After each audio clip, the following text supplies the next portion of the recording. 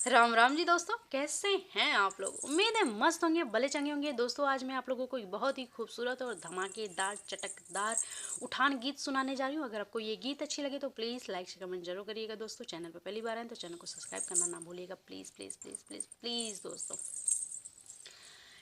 खैरा सो पड़िया धतूरा के पान, जियो जियो मोरे लाल, जियो जियो मोरे लाल।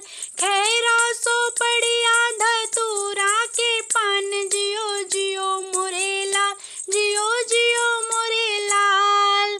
एक बीड़ा पनवा ससुरा ने खैली, एक बीड़ा पनवा ससुरा ने खैली। सासू बौरैनी बचल पियरी हमार, जियो जियो मोरे लाल, जियो जियो मोरे लाल। सासू बौरैनी बचल पियरी हमार, जियो जियो मोरे लाल, जियो जियो मोरे लाल। खैरा सो पड़िया धतूरा के पान, जियो जियो मोरे लाल, जियो जियो मोरे लाल। एक बीड़ा पनवा जेठानी रानी खैली, एक बीड़ा पनवा जेठानी रानी खैली। जेठनी बौरैनी बचल चुनरी हमार, जियो जियो मोरे लाल, जियो जियो मोरे लाल।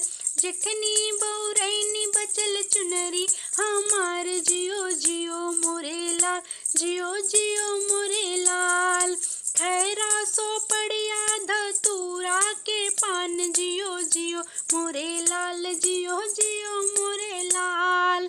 तीसर बीड़ा मोरे दे ननद रानी खैली, तीसर बीड़ा मोरे ननद रानी खैली।